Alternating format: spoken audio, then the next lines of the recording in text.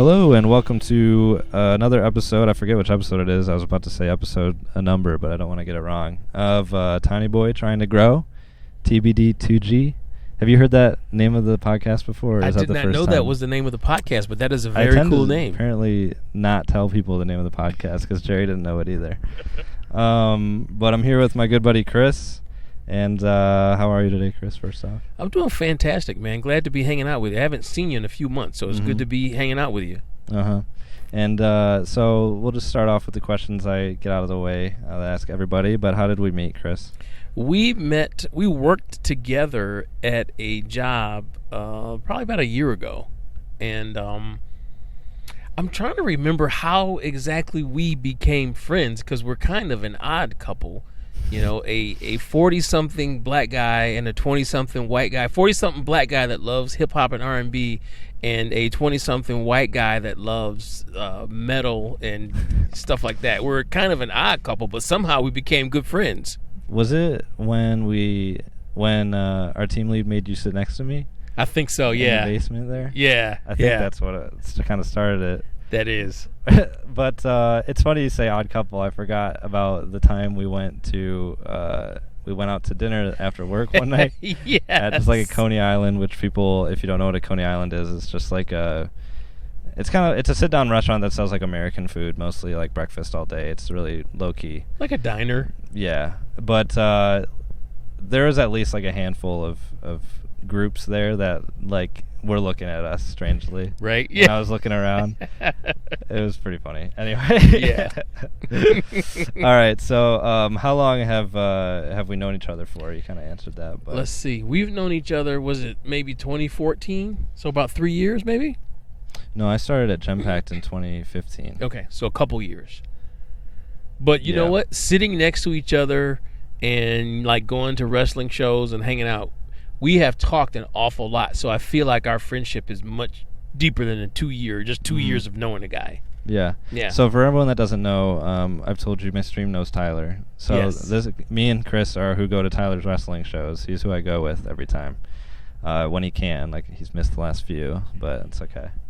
But yeah, so me and Chris met at the same job I met Tyler and Jerry actually at. But yeah, so Chris knows Tyler as well. Yes. What's the last question? I always ask, what do you do for work now? But I do a couple things. Okay. I do a couple things. You can plug whatever you want here. Okay. As well. So I have a radio show on AM 910 in Detroit every Sunday night from 7 to 9. It's called Detroit Live. And I just kind of get on there and we talk about entertainment news and we talk about issues that are going on with politics and things going on in the world. I also have a day job that I can't say very much about. All I can say is that it is a part of the medical industry, but I'm forced to be secretive. So that's pretty much all I can say about that. Yeah. I felt weird working at our last job and then interviewing afterwards because I felt bad. I felt like I couldn't say anything. Yes. That's like right, because our other job. So that's 2 jobs in a row that I've had that were secretive where you can't really say much about what it was. Not supposed to, yeah. Yeah. Anyway, so we'll just jump right into it then. So the first question I kind of forewarned you about, it's not really even a question. Someone just wrote the word nihilism here, and I'm going to read the definition again because I had to look it up and I don't really know much about it or anything, but the definition is the rejection of all religious and moral principles, often in the belief that life is meaningless. So I don't know where they would like us to go with this, but you have an interesting history in terms of religion, I would say. Mm-hmm. That was something that I enjoyed listening to when we first started talking a little bit more. Do you have any experience with nihilism or any comments about it at all? I've never heard of that word before. I can tell you that I do not believe in religion or subscribe to anything religious whatsoever. I do think that we must abide by some sort of a moral code. So I do kind of believe in morals. So I guess you can call me a half nihilist. Let me ask you, where do you, if you don't believe in any religion, where do you, or who writes, I guess, the moral code that we abide by or should abide by? I think where that to draw that from. the moral code that we abide by was put inside of us when we were created. I mean, you automatically, regardless of your upbringing, you can feel it. You can feel what's right and what's wrong. Okay. And you kind of decide from there what you want to do. But I think that all of us inherently know what's right, what's wrong, what's good, what's bad. Okay, fair enough. I don't know if I have much to add to that in terms of this topic. I've never, I've never felt the belief of nihilism. I grew up in a Catholic household, and then, kind of found my faith when I was in college, and now I'm Christian, but I've always kind of had the thought that, I just can't imagine living with the belief that life is meaningless. I don't know where you would find the will to do anything with that mindset. I just feel like that's like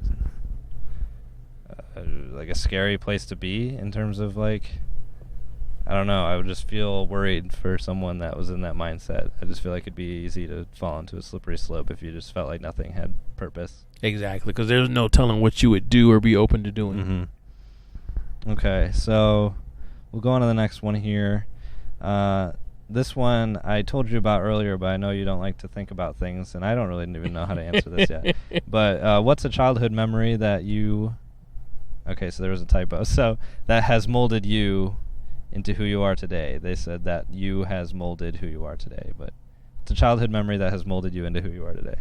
That's a great question. So I'm going to go with the first thing that came to mind, and I'm not sure how this molded me, and as I give this answer, it might come clear. But I can remember as a kid I had family that lives in the South down in Alabama, down in the Bible Belt, and I can remember as a kid, I might have been like 6 or 7 years old, and I had to go to church with, I was down visiting my aunt and uncle, Aunt Ola May, and we had to go to church. And in the church, these people would catch the Holy Ghost, and they'd get up and run around the church. And I just remember this guy, he had on a red suit and these red high-heeled dress shoes, and he caught the Holy Ghost, and he started doing laps around the church. And I just remember... Is this a physical, person who's wearing a sheet or anything, or is this just they're just chasing nothing? Yeah, he's chasing nothing. Okay. He's just running, he just caught the Holy Ghost, and he's doing these laps around the thing. And as a kid, I can remember that it intrigued me, and it also kind of scared the hell out of me too. I'm like, what in the world is going on? Why is this guy doing laps? And that's something that always stuck with me as a part of religion, and also as a thing of, regardless of what your viewpoint is of church or religion, something got him worked up into a frenzy, and something had him doing laps around that place. And that's something that my whole life has kind of stuck with me as far Could as... have been the offering basket? Maybe so, yeah. Yeah. And I don't know how that molded me, but that when you asked that question, that's the first thing that came to mind. Okay. I thought of my answer, too, just now. I've been trying to give this one thought because it was an interesting question. I couldn't really think of anything good, but I think I actually thought of something. So, as I've said on stream before, I have Crohn's disease, and I was diagnosed... my freshman or sophomore year of high school is when we started kind of seeing doctors, and I think I was diagnosed one of those years. I don't remember. But when I was in 8th grade is when I really started, it started to become noticeable that something was wrong. I'm already a really skinny guy, and I was starting to lose weight.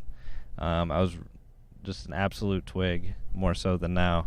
And I had, stomach pains that would come back every, 15 minutes or so.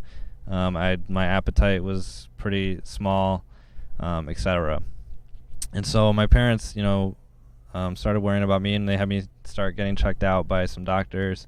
I don't know how many doctors, but we went to quite a few. And I just remember having to repeat over and over, the symptoms I was having, over and over, and just, being okay. I don't know. It was a really tiring process. Not that it was all in a really short span of time, but it was just a really long, periodic, okay, I have another doctor's appointment. Okay, where are we going for this one, etc. And I saw a ton of doctors, and it was just, I kind of grew up in the doctor's office often. And I don't mean in the ER often, because I was never really bad enough to where I'd have to get rushed to the hospital or anything. And since I've been diagnosed, I've been in remission pretty much. And I've been on a few different medications and stuff, but I haven't had any like serious problems. But just the grind of like kind of not knowing what's wrong and being in the doctor's office so frequently kind of makes me feel for kids that have worse problems than me. You know, like especially kids that are like diagnosed with like cancer and stuff at really young ages.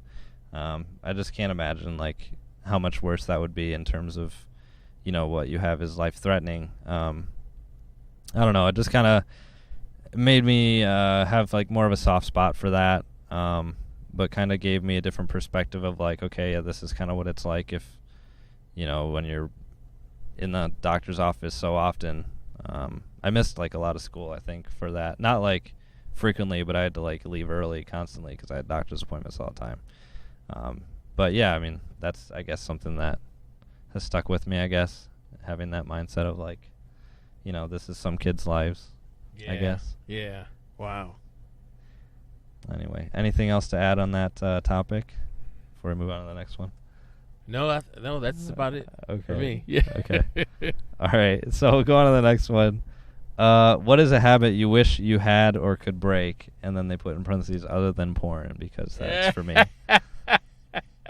That's not funny.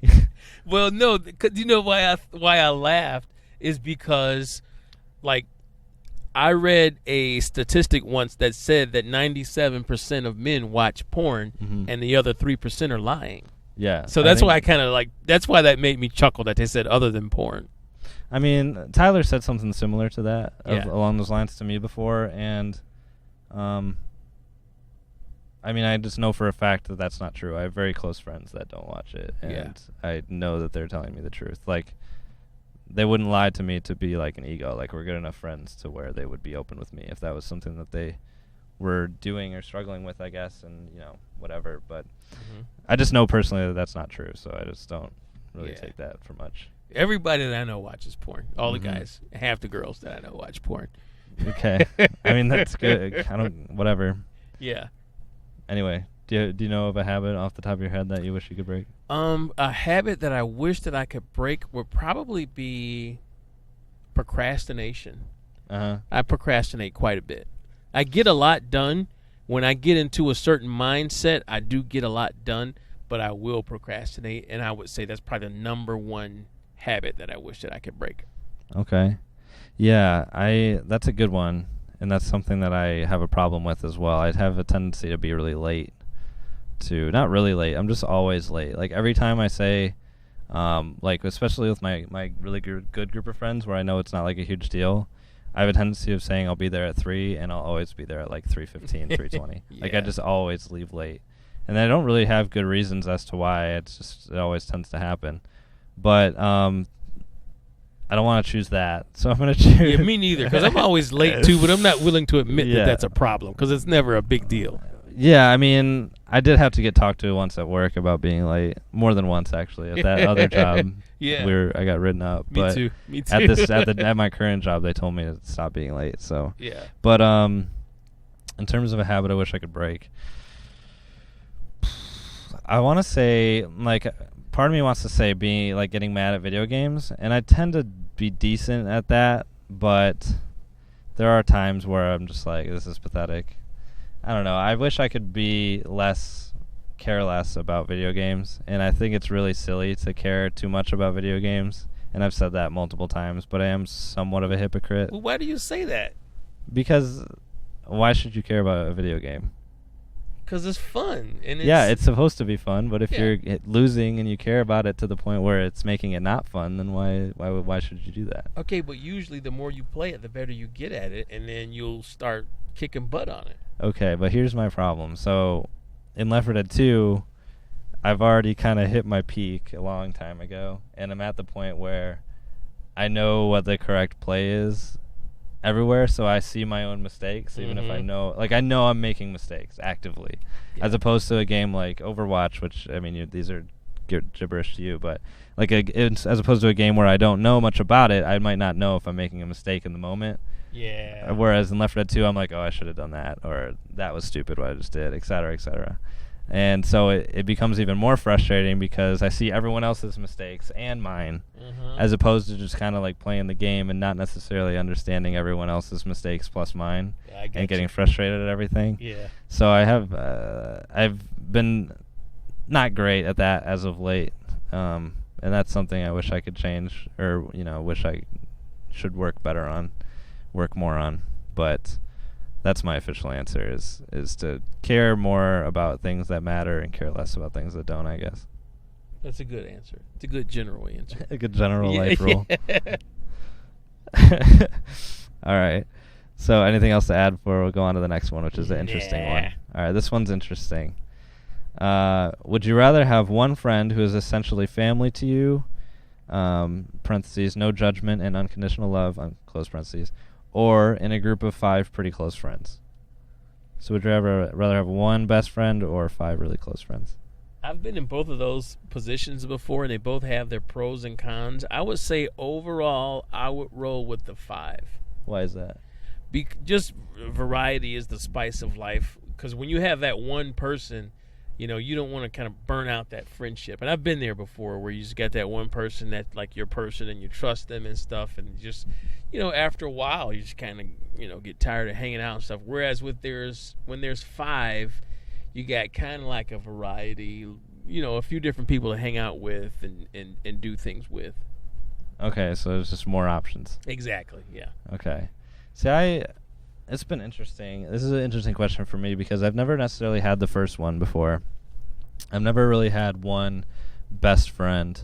I've dated a couple girls, if you count that. And, well, my person, the person that you spoke of with the unconditional love, the times that I've experienced that, it's been with a female. Uh-huh. I've never experienced that with a male. Yeah. I just feel like... I've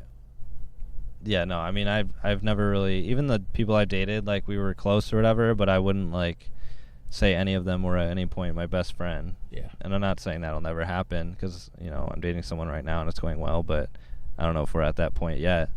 But you never told me about that, by the way. I had to learn about that on Facebook. That's because you never. Well, first of all, it's only been like a month. Second of all, you haven't been around. I haven't seen you in like 6 months. So. Okay, I'll give you that. But and you didn't ask. I didn't know. Did I have to start the conversation myself? I didn't know. Yeah. Well, you said I just you found thought out at through some Facebook. point. At what point did you find out through Facebook?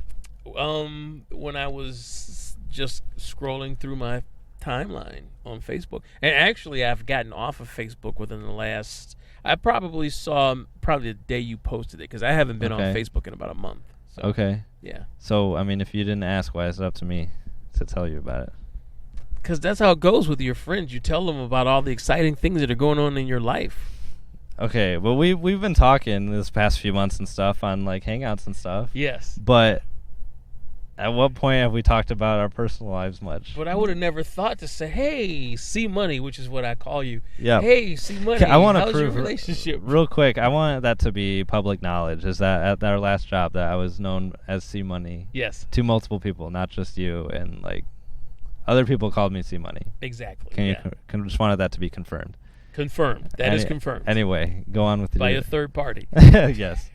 Anyway, go on with why it's my job to tell you about my life. Because when you talk to your friends, you just tell them. You say, "Hey, man, check this out. This is what's going on great in my life. I met a new girl." Yeah. Yeah. I just don't really get that way. Okay. Ever, and I'm not saying that it's because I'm embarrassed or anything. Like, it's going well. I'd be happy to talk to you about it, but I just don't really bring up stuff often in terms of what's going on in my personal life to most people. And I'm not saying you're not a close friend, because I didn't really even tell Tyler. He just found out circumstantially. On Facebook, probably. No, he doesn't use Facebook. No, he asked me what I was doing, and I was like, "Oh, I'm in this city." And he's like, "Why are you there?" And I was like, "Oh, I'm with my girlfriend." He was like, "Oh, I did, okay." and that's how he found out. So it's not a big deal. I'm not 'cause, like, cause what do you want me to do? Like every time something happens, send like a group text to all my friends and be like, announcement, this is happening. No, because you know what? I enjoy, like, a lot of times we'll, like, get on Hangouts or text each other about jokes or, like, potty humor and stuff, and I actually enjoy that. So I can't really put that on you to not tell me, because half the time we're texting about potty humor. Right, yeah. What am I supposed to do? Like, we're talking about farts, and then I'll be like, hey, I started dating someone, too. Right, speaking of farts. Right.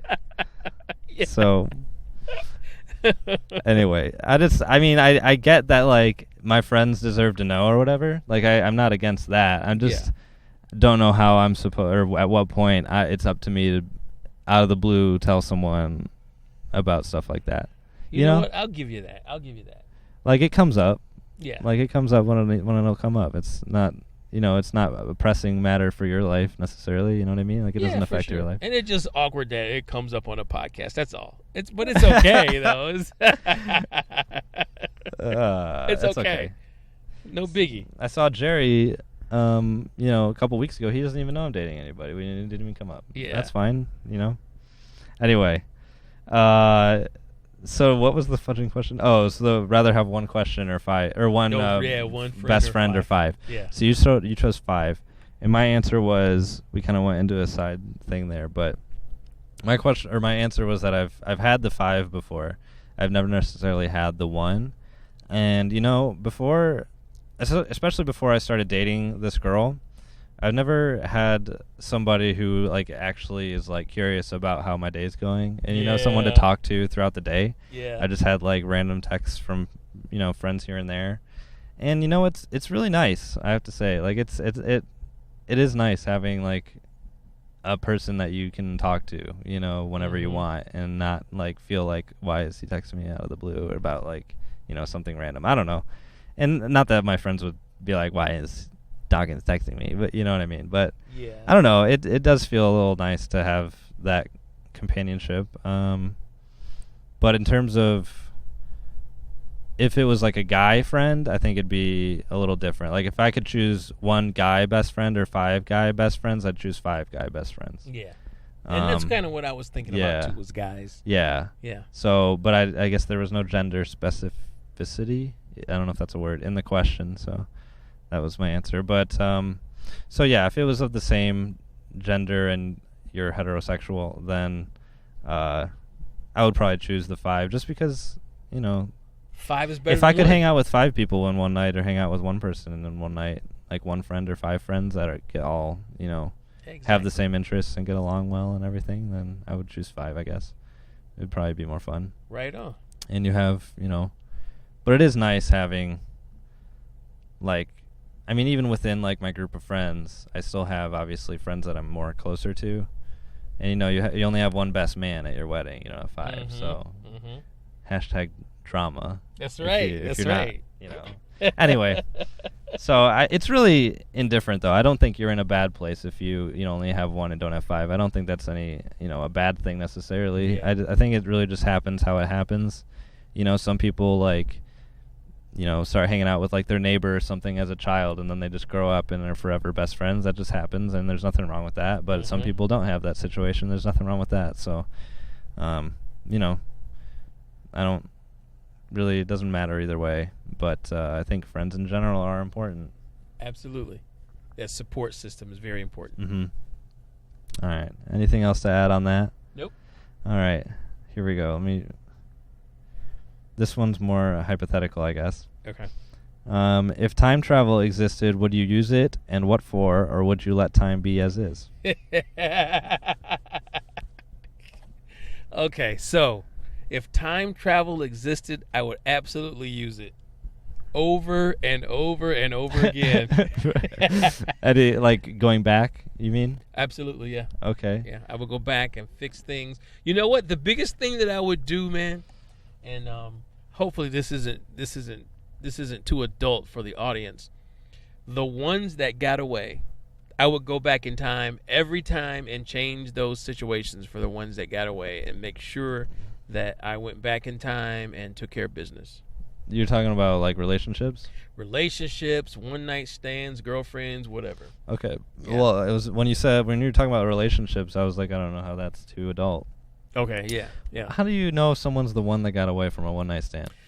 Because, if in hindsight, as you get older and you get maturity, you look back on situations and you're like, oh man, the green light was there and I totally missed the sign, and I go back and take advantage of those green lights. Oh, so you mean the one night stand opportunity was there, but you didn't take it? Exactly. I thought you meant like you had a one night stand with someone, and they're like, "No, I want to spend the rest of my life with that person." I was like, "How do you know that?" In one night? That's never happened to me before. Okay, that's what I thought you were saying. That's the why ones that like, got away are the opportunities that I had that I missed. Sure. I would go back and do those opportunities. Sometimes too, this is something I always think about, and this might sound really weird. I think about on a fairly regular basis, what if I could go back in time with the life experience and the maturity that I have now and go back to a younger age and live life from this perspective from an 8-year-old or a 10-year-old or a 15-year-old kid? I think that would be pretty awesome. And you know what else I think about? I think about, like, so you have, like, the tech boom and Apple and all these things that are popular now. What if you could go back in time and invest in those companies or learn to do that thing before it got popular and then be, like, filthy, rotten rich? I mean, I probably wouldn't. I haven't given that much thought. I've heard that like scenario before, like, oh, if I had thought of it first, blah, blah, blah. But I don't know if that's worth thinking about. I have thought about the first thing you said, which, kind of going back with this mindset as opposed to being an actual child. Yeah. Because there's stuff about my child. I was an idiot. I think every child is an idiot until they're like at least like 17 or 18. I'll hear them out, but you're still probably an idiot. I was an idiot till I was like 28. Yeah, that's what I'm saying. I'm probably still an idiot. And I just having, especially through like my young 20s, especially growing so much like each year and learning so much more. It just makes me think more and more of how stupid I was when I was younger. Exactly, and I don't just mean like, oh, I was so stupid, I did this thing. I just mean like generally I was stupid. Just not a smart human in general. But especially like through grade school and stuff, I mean, it's night and day from, where I am now, I would say. I was like a bully and stuff. Like Money was a bully? I have one kid. Actually, I could see you being a bully, actually. Why? I could see that. Because, like, if you have, like, your opinion on something or if you want something, you pretty much go after what you want. I could see you being a bully. How does that make me a bully, having that quality? It doesn't make you a bully. No. How does that quality relate to being a bully, though? I don't think that you are a bully, but I think that you have the capacity to be a bully. I think that you are a very, from my opinion of being friends with you over the last couple years, you're a very compassionate person, but I do think that you have the capacity to be a bully if you wanted to. What makes someone have the capacity to be a bully, though? The capacity to be a bully? Yeah, like what prerequisites does someone need to have? I've seen you call people out on stuff before. That's not being a bully, though. If I'm calling them out, that's like almost anti-bully. Exactly, but I think that there's something, that willingness to be able to call people out, that could very easily be turned into bullying. And I don't mean that in a bad way. So, quick story time. Yeah. Just the other night, I think it was Thursday night, and today's Saturday. So I was streaming, I was playing Left 4 Dead 2, and it was just a public game. And there was this guy on our team who, out of nowhere, just called me an idiot. Like, he just started insulting me, and I was like, why am I an idiot? Now that I don't agree with you. In the time that I've known, you've never done anything to make me say you're an idiot. Okay, I don't think you're an idiot. Well, this guy, you would appreciate my argument here. So I said, why am I an idiot? And he just kept calling me names. I said, you can't call me names without giving me any actual evidence of why I'm an idiot. Yeah. And so, anyway, I literally I started yelling at this guy as like a joke because it was like 7:30 and my brother wasn't asleep yet. So I was like, I can yell. So I started yelling at him. And then this guy started, like when people are talking like they're about to blow and their teeth are grinding while they're saying what their words are. Oh yeah. They're like, and they're like, you can tell their mouth is like, their like gums are not moving when like their top of their mouth is not moving while they're talking. He started talking like that, and then he actually started yelling back at me, And like I think I trolled this man into literal insanity. But so I mean I was technically a little bit of a bully. I probably pushed him a little too far, but he started calling me names first. Yeah. I don't see anything wrong with that at all. What was funny too is there was another dude there on our team who was his friend, and he started backing me up. Yeah. When this dude started losing it. It was pretty funny. Anyway, so yeah, I was kind of a bully, but I wasn't a bully because I wanted to be mean when I was younger. You know, I was a bully to this kid because everyone else bullied him. Mm-hmm. And I was always so desperate to try and fit in growing up through middle school and grade school and high school that I just kind of jumped on board. I've since apologized to that kid, like at some point late in high school, I think I did. Maybe in college, I don't remember. Yeah. But, yeah, I mean, it wasn't because I wanted to be mean or I thought I was better than him. I was just like, trying to fit in, and that was stupid, you know? Hey, like, live and learn. That's man. some of the stuff. Like, that's what I'm saying. If you go back now, I would be like, call out the people who are making fun of him. You know, Yeah. like, why would you say that? Actually, though, you know. But you know, like I said, most kids are idiots, and you know, I probably won't pay attention to what you have to say until you're 7. That's not true. I have friends that are under 17 on my stream that I'll listen to, but you know what I mean. Mm-hmm. Anyway.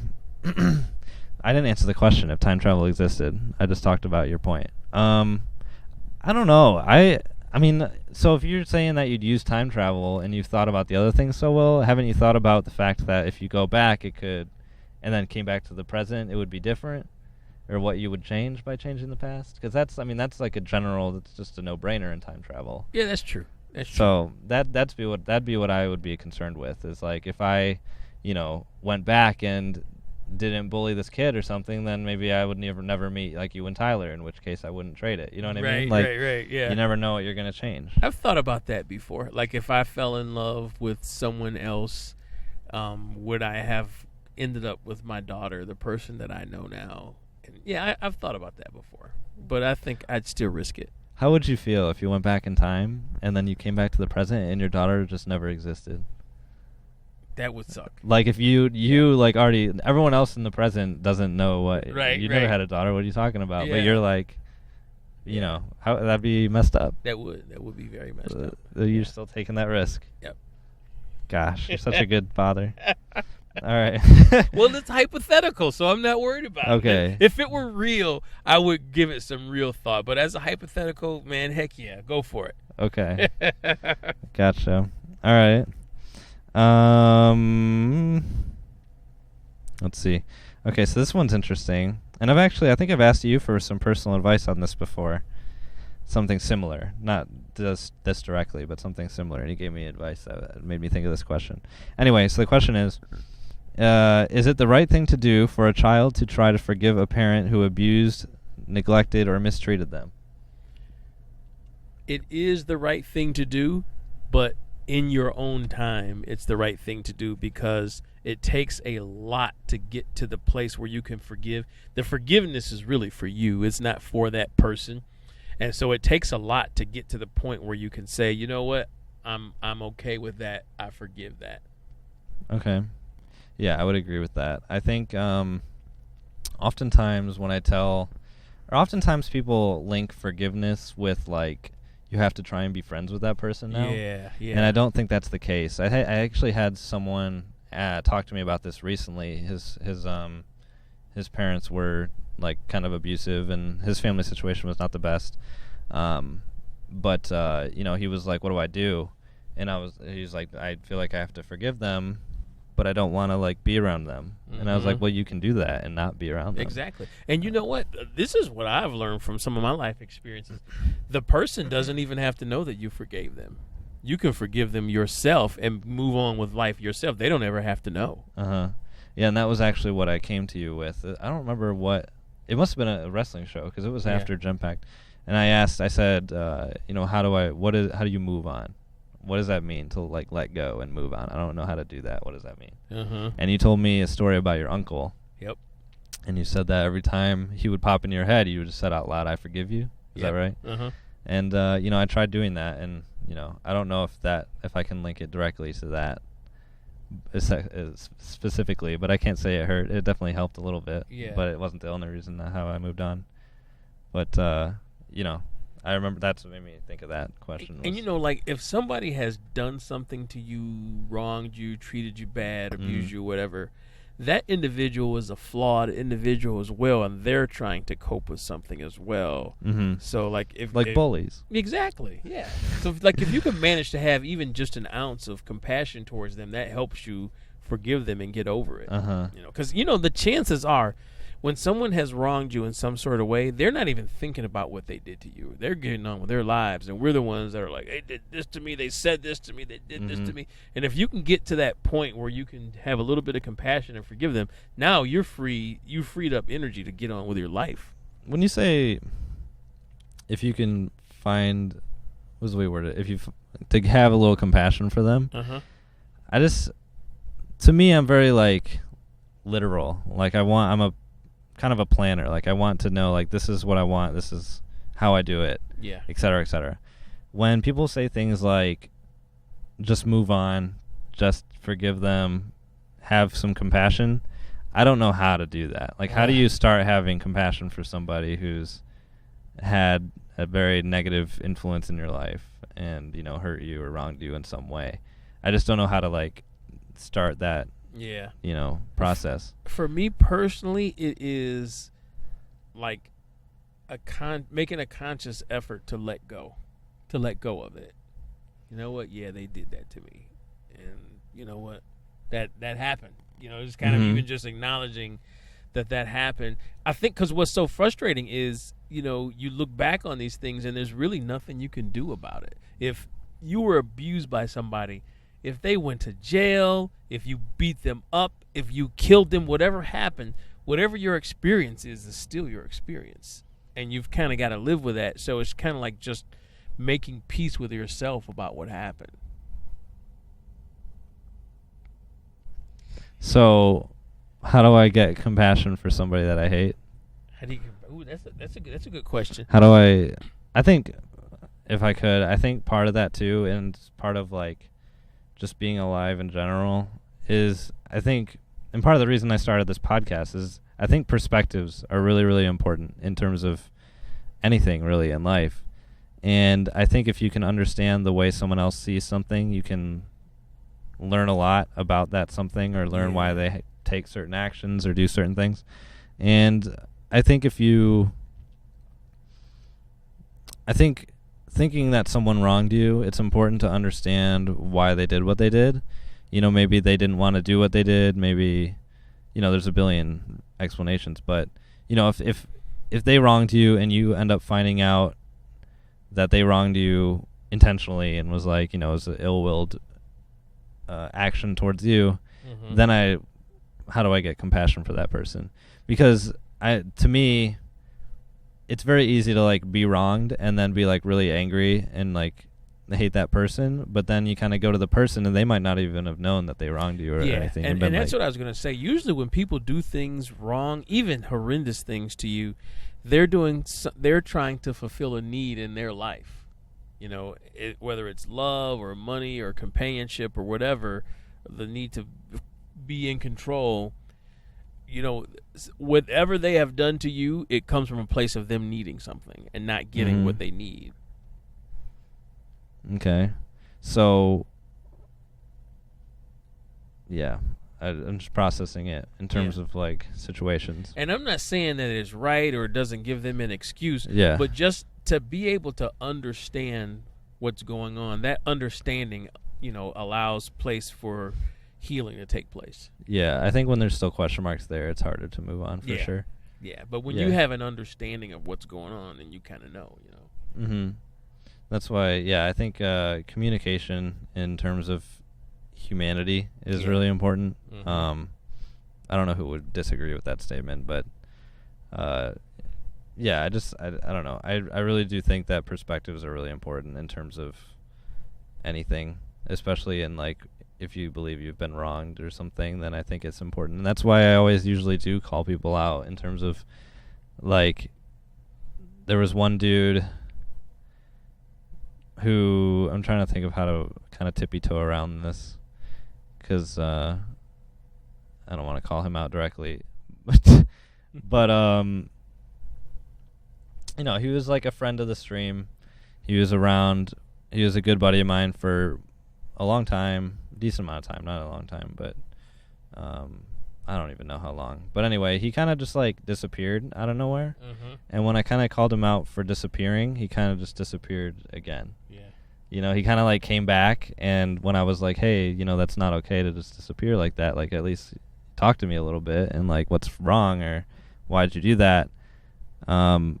Didn't really give me a reason, and that I think kind of just scared him off.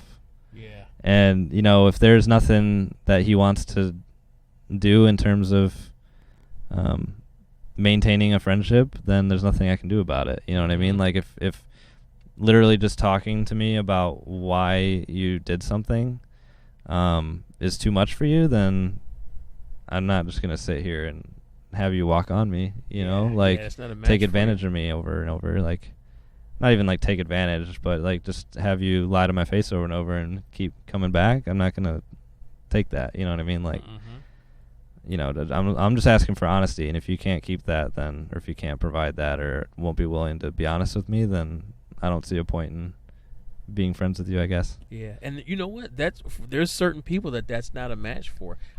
When we first became friends, that's something that I immediately noticed about you is like, you're the kind of guy. You know what? Just shoot straight up with me. What's the deal? What's going on? And if people don't shoot straight with you, you call them out on it. I don't know. I feel like, there's too much like BS in the world. Yeah. I don't know. I just think I would agree, man. I would agree. Yeah. That's funny that you, and I think Jerry said that too. Yeah. Jerry's story was, when I first met Jerry, sat in front of me when I first started at Genpact on the floor, and he, we were just talking, and I asked like what you did before this or something, and he was like, oh, I was a custodian of a school, and I was like, isn't that, what do you mean, like, is that just a janitor? He was like, I was like, custodian of the records, custodian of the building. I was like, why didn't you say janitor? And he said that like, that was interesting to him, that I just immediately was like, why are you trying to sound? Exactly. Why are you trying to puff yourself up? I don't care. Yeah. But so that's good. That's good to know. It's a quality about me that some people appreciate, I guess. It's led to some awkward situations, but I can imagine. There was, when I was getting this car, actually. So this car that I have, it's a 2-year lease, and when I was at the car dealership, I was trying to think of the word, the salesman was trying to like pitch me. I'm a guy in my young 20s at that. Well, I'm still in my young 20s. Oh gosh, not much longer. I'm gonna be mid 20s this year. Anyway, in 4 months.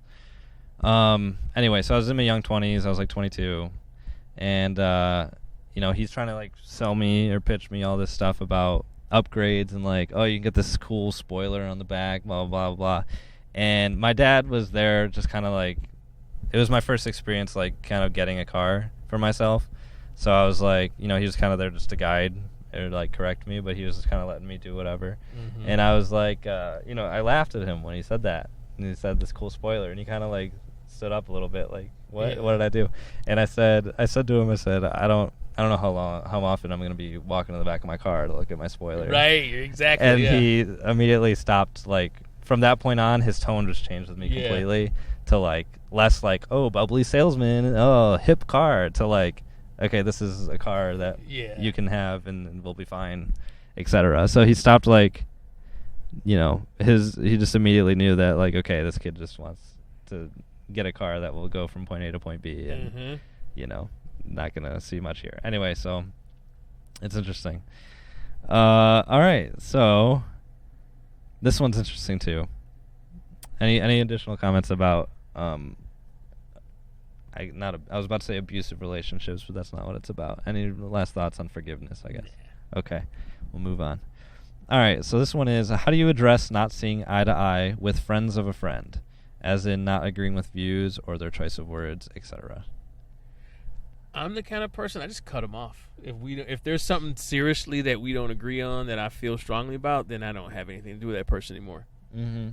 When I read this question, I first read it as how do you address not seeing eye to eye with friends, And I was like, okay. And then when I read Friends of Friends, I was like, oh, well, easy. You don't have to hang out with them. Yeah, exactly. Like, I've had multiple times where in my life I've had friends of friends that I don't really care for, or I don't, see myself in that group. It's not even that I dislike them necessarily. It's just not my group. You know, it's just like I don't really fit in here. I'm fine with just not hanging out with them. Where I've just kind of made a choice like, hey, man, like, you're one of my best friends, but I don't need to be around when they're around. Exactly. So you can hang out with them, do whatever you want to do, but I don't need to be here. I'm the exact same way. And, as an African-American male, when Barack Obama became president and also when Donald Trump became president, I have a lot of friends I have a very diverse group of friends as far as culturally and ethnicity.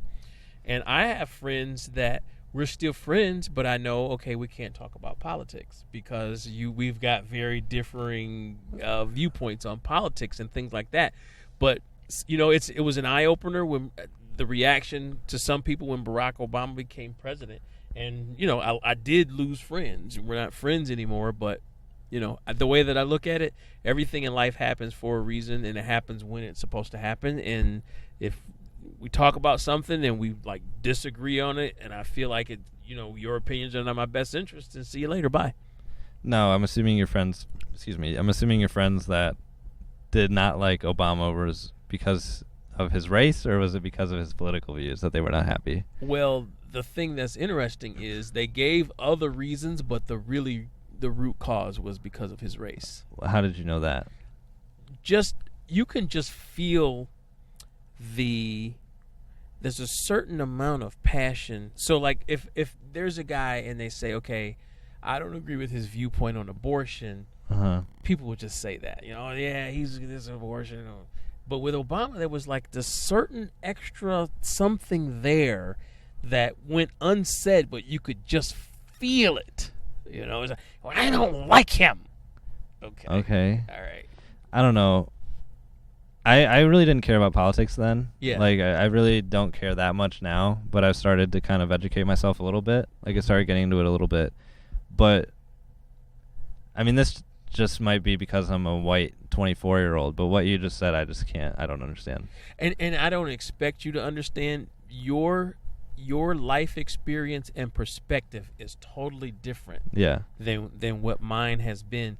So, until you have walked in my shoes and experienced what I've experienced, you have no idea. Yeah, and I mean, obviously I wasn't there for that conversation either. Yeah. So, anyway, go on. At a job that I worked last year, we had interns in the summertime, and there was a kid there. He was 16 or 17. And some of the people in the office, black and white, told this kid that he was privileged. And he got really upset that they said that, his family came from money. I forget where they lived, but it was a well-to-do suburb of Detroit. And he got really offended when they said, you don't realize it, kid, but you have a really privileged life. Have you ever went to bed hungry? Have you ever been discriminated against? Have you ever had to go without? And the answer was no. When you picked a college to go to, you got to go to whatever college you wanted to. It didn't matter what your parents' economic background. It didn't have an influence on that. And he just didn't know. And I don't hold that against people. If someone has lived a privileged life and has never experienced the things that an African-American person in America experienced, great. I hope you never do experience those things. But also, from where I sit and from what I've been through, you kind of get an idea of racism when you see it or when you feel it. Okay. Yeah, I mean, I just I'm not, and I'm not against. Obviously, there are racist people out there, and there are racist people, and some people have racist tendencies and stuff.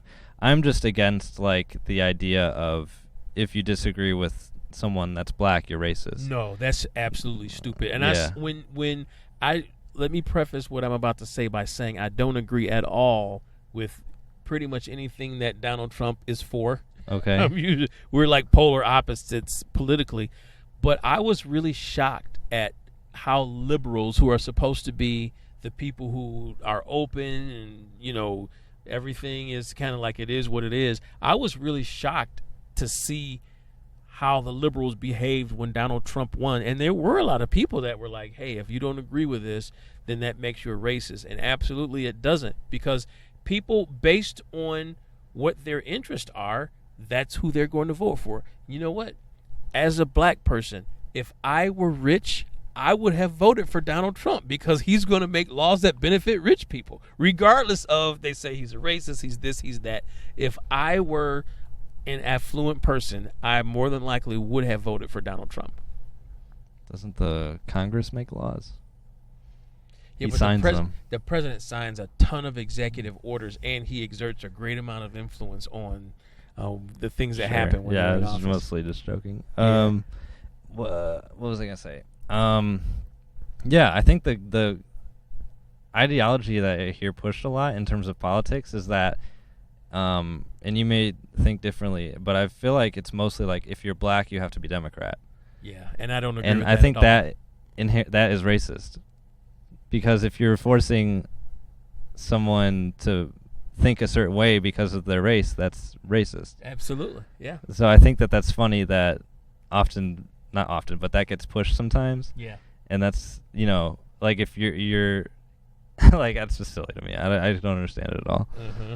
But what's interesting is that you said that you don't talk to your like the friends that you disagree with politically. Yeah. What's interesting about that is, Tyler's one of my best friends. We started talking about politics as of like a couple months ago, and we get in arguments almost like every day. But it's not like angry, like I hate you arguments, like it's fine, and it's good to kind of argue with the other side a little bit in terms, because we disagree. We're like nowhere close on it. We took there was a political test that like put you on like a graph. It was like left, right, and then like I forgot the top one, but one was libertarian and the other one was like whatever. Yeah. The opposite of that. And he was like super far to the left and I was like on the right. And we disagree a lot on a lot of things, but it's like I enjoy talking about politics with him almost more than I do if someone was just like, I agree, And you know what? Even though, because Tyler and I have talked about politics a little bit, even though he has his own viewpoints, it's not like dogmatic. What do you mean? As far as like, I still feel like he's open to hearing what someone else has to say. I don't feel like it's like this is like his opinion is end all be all. Yeah. Yeah. Yeah, I did say, Fudge, what did I say to him that made him go on a 20-text rant the other day? I don't remember what the question was. It was something I knew was going to just, like, set him off. But anyway, no, yeah, I agree. That's what I think part of what makes those conversations worthwhile is that it's not one of us just, saying I'm right, I'm right, you're wrong, you're stupid. And it's not like just screaming at each other's faces. It's like, well, no, this and this, and one it's of an the actual big conversation. Things that I disagree with a lot of people on, and so sometimes this is what might make people who are racist feel comfortable enough to tell me their opinions. I am of the opinion that we need less government in our lives. That you should make your own way. The playing field has to be level, and with a level playing field, everybody needs to be held accountable. Whereas nowadays, if you want to use that as your crutch, you can go and get government aid, you can go get on welfare, things like that. I think that people should be a little more responsible for what they're doing.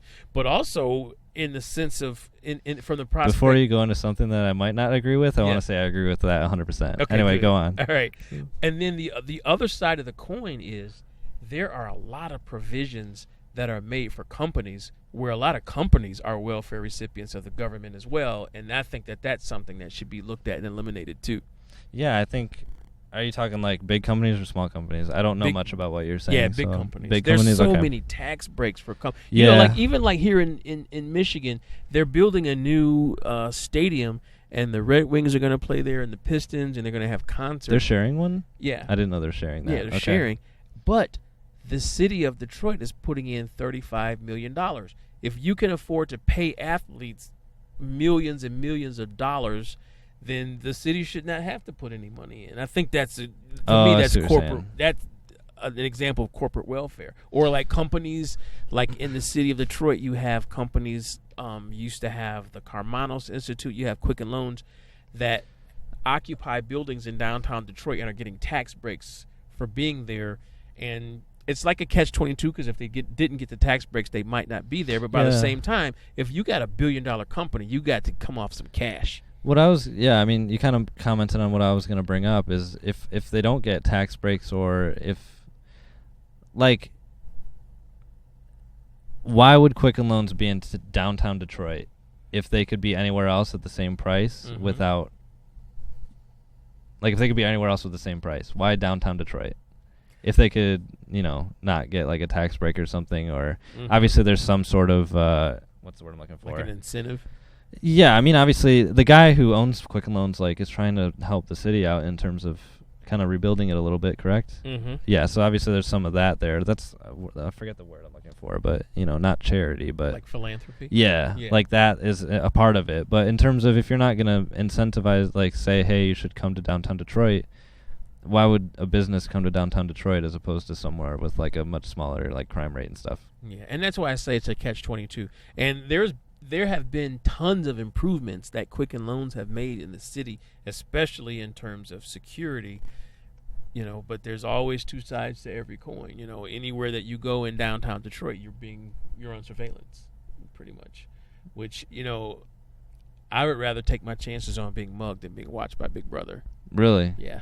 I kind of disagree in terms of downtown Detroit. Yeah. If it was like my city where I live, I would be on your side. But I mean, as a small, frail white child walking around downtown Detroit, I don't know if I would. I'd rather have. Yeah. I don't know. I just feel more safe, and that's totally coming from someone who does not spend time in downtown Detroit. So. And I could dig it. That's your perspective. Okay. Yeah. All right. I think we have like not many more here. Okay. I think we have one more here. That's a real question. All right. Someone here, just real quick. This isn't the one, but someone wrote griefing in video games. Do something else. You don't really know anything about video games, but yeah. So I'm assuming you don't really have a comment on that. I just wanted to comment on it. I know about old video games. Yeah. So like griefing an online video game, you basically join an online game and like ruin it for everybody. So that's do something else. Yeah. All right. How do you feel trade schools compare to renowned universities? Many people go to school for what makes the most money instead of for what's in employment demand, and complain that there are no jobs. Whereas the needs for trade jobs are skyrocketing immensely, especially with manufacturing growing as rapidly as it is. Do you think it would be beneficial to praise all forms of education rather than just which schools are the most expensive? That was a lot in that question. I think the educational system is a racket. You go to school, and if you go somewhere like U of M, you spend like $100,000. You go to Wayne State, you spend $80,000, and it's going to take you so many years to pay that loan back that it's not even worth it. I think the whole thing is a racket. I think that that needs to be overhauled. In China and in India, you go to school for what you like, for what you want to do, and it's usually a part of your high school curriculum. And after high school, like they call it post-secondary, it's like dirt cheap. And you get to learn your profession, and you spend time practicing your profession, and then you go and work in your profession. Whereas over here, it's big business, and I think it's basically like a scheme, like a scam. Basically, the whole educational system is a scam. Yeah, I mean, I don't disagree that it could be cheaper and stuff. I guess in terms of like, I just am hesitant to praise the idea of people should all. Like, I think you should major in what you want to do and what you want to major in. But, you have to kind of, like, understand that what you want to pursue might not be easier than something else that someone else would want to pursue. But to me, it makes it easier if it's something that you love. Like, for instance, I do not like math. So if you sent me to school and told me I had to use math or learn math, I would not do very well. I do enjoy working with my hands. So I enjoy carpentry. So if someone said, "Man, I can't do carpentry," because I like it, it's something that I think I'd be good at. I mean, I don't know how that related to what I said. Because you said that if it's something that's hard. But if it's something that you love, then it's not hard. No, I just mean like in terms of if you enjoy like painting, you have to know that if you graduate with a painting degree, it's going to be harder to sustain yourself. Like the field of painting is harder to make a lot of money in than the field of computer science. Yeah. So like what I was about to say was like I have a film degree, and one of my buddies from college, actually multiple, have computer science degrees. Mm-hmm. And he got a job straight out of college he was salaried, and he makes like a good amount of money, like a lot more money than I make. Yeah. And, I'm not complaining about that. Like and I'm not saying like, I do kind of regret not going to computer science because I do actually kind of enjoy it a little bit. Yeah. But I'm not saying someone who hates computers needs to major in computer science. I just mean that I'm hesitant to say that the painting industry should get like subsidies or something that makes it equal pay to computer science, just because that's not what the market is demanding. Yeah, I mean, and as long as you know going into it, that if Right. you study music or arts or painting, that you're probably going to have a hard way to go. Uh-huh. Or what do you need to go to college for then, for that? If you want to be an artist, just be an artist. We need to go to college for. Yeah, I mean, there's certain things that you do learn in school, but I kind of agree. I tend to agree with that. I think a lot of the strides you'll make, somewhat. I think a lot of the strides you'll make in terms of being an artist are probably more so out of school. Yeah. And that's not always true, but I don't know. There's I was thinking of like acting and stuff, but there's a lot of networking that happens in school that That's you might true. not get if you didn't go. But I just think you need to be clear about it. You need to have a kind of an understanding in terms of, you have to kind of know what you're going to expect. Like, don't graduate with a painting degree and then go on strike that Trump's not paying you $60,000 a year. Like, that's all I'm saying. It's just, you have to kind of understand that, you understand your market and understand what you want to do and then actually pursue it. Yeah. So, like, in terms of streaming, like, I've kind of given up a decent amount in my life. Like, I just switched to part-time at work and stuff. Like, I've made an effort knowing that, like, you might not make it, or this is what I want to do, and it might not be as lucrative as something else, but as long as you're doing what you want to do, I don't have a problem with that. But I do have a problem with you demanding money for something you want to do that no one's asking for. Yeah. I guess. See money? Yeah. I have to pee. You have to pee? Yeah. Okay. Well, it's getting close. So we're doing this right before Tyler's wrestling show. Yeah. And And you it's can getting edit that out if you want to. No, I don't really edit it. It's fine. So that was the last question on the list, actually, too. Okay. So that works out. So we're doing this right before Tyler's wrestling show, and it's getting close to starting to, what would you call it? Not like tip Bell off, time. but like bell time? Okay. Yeah. So we're probably going to call it there. But, we're at a little over an hour. But thank you for being on, Chris. Yeah. Any final thoughts or want to plug anything else? Feel free to re-plug what you said Yeah, earlier. replug. Oh, yeah, check me out on AM 910 AM Superstation.com on Sunday nights from 7 to 9. And I haven't done my podcast in a while, but the Chris Lee Show, you can like that page on Facebook. And this was a lot of fun, man. I always enjoy talking to you, and I always enjoy doing podcasts, man. I'd love to do this again one day. Yeah. It was nice, the first time seeing you in like 6 months, we just jump right on the podcast. Yeah, I know, right? Yeah. So that's fine. But anyway, take it easy, guys. Thank you for listening, and another episode will be out in the next couple weeks here. So take it easy, guys.